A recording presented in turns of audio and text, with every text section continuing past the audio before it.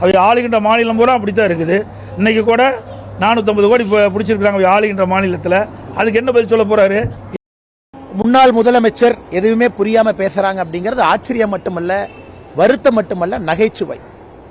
ஒரு பார்டர் ஸ்டேட்ல அவங்க ட்ரக்ஸை பிடிச்சா அது சாதனை. ஒரு பார்டர் ஸ்டேட்டுக்குள்ள தான் ட்ரக்ஸ் உள்ள வரும்.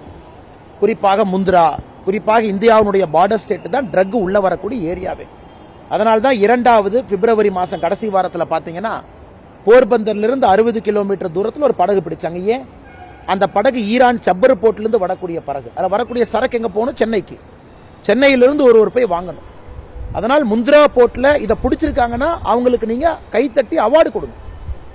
ஒரு பார்டர் ஸ்டேட்ல ஒரு ட்ரக்ஸை கண்ட்ரோல் பண்றாங்கன்னா அவங்களுடைய எஃபிஷியன்சி எந்த அளவுக்கு பிடிக்கிறாங்க பொறுத்தான். இன்னைக்கு அந்த முன்னாள் முதலமைச்சர் புரிந்து கொள்ள வேண்டும். இது போன்ற அரைவேக்காட்டுத்தனமான பதில் சொல்லக்கூடாது. இவங்க முன்னாள் முதலமைச்சரா பொறுப்புல இருந்திருக்கிறாங்க.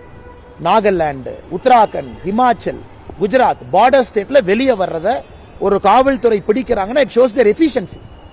தமிழ்நாட்டில் எங்க கஞ்சா கல்டிவேட் பண்றோமா? ஏதாச்சும் இங்க மலைப்பகுதி இருக்கா? இங்க ஏதாச்சும் வளர்க்குறாங்களா? கஞ்சா செடி பயிரிட்டு இருக்காங்களா? தமிழ்நாடு போன்ற பகுதியில் நம்முடைய குற்றச்சாட்டு ஆளும் கட்சிக்கு இருக்கக்கூடிய தொடர்பு. அயலகணியில பொறுப்பில் இருக்காங்க. இன்னைக்கு பாத்தீங்கன்னா பங்காளி கட்சி என்பதை முன்னாள் முதலமைச்சர் அவர்கள் மறுபடியும் ஊர்ஜிதம் செய்யறாங்க. அவங்க பேச மாட்டாங்க. அதுக்கு பதிலா முன்னாள் முதலமைச்சர் பதில் சொல்லிட்டு இருக்காரு. ஆனால் திரும்ப நீங்க முன்னாள் முதலமைச்சர் கேட்கணும், பார்டர் ஸ்டேட்ல கஞ்சாவை பிடிக்கிறக்கும், பார்டர் ஸ்டேட்ல இருக்கக்கூடிய ஒரு போர்ட்ல கஞ்சாவை பிடிக்கிறக்கும், தமிழ்நாடு போன்ற பகுதியில் இதுவரை கஞ்சா புழக்கம் இல்லாம ஆயிரக்கணக்கான கோடி ரூபாய் சிந்தட்டிக் ட்ரக்ஸை பிடிக்கிறக்கும் வித்தியாசம் இருக்கு. இந்த ஆபரேஷன் யார் பண்றாங்க? மத்திய அரசு தானே பண்றாங்க. இதனை மாநில போலீஸ் முந்தரா போர்ட்ல போய் பிடிச்சாங்களா? தமிழ்நாட்டினுடைய காவல்துறை முந்தரா போர்ட்ல போய் சர்ச் வாரண்ட் வாங்கிட்டு போய் பிடிச்சாங்களா? அது பிடிச்சது யார்? எல்லாம் மத்திய அரசு சார்ந்த துறைகள், NCB தானே பிடிக்கிறாங்க. அதனால் முன்னாள் முதலமைச்சர் அவர்கள் யாரை காப்பாற்றுறதுக்கு பிரசிடன்ட் ஸ்டேட்மெண்ட் கொடுத்துட்டு இருக்காரு?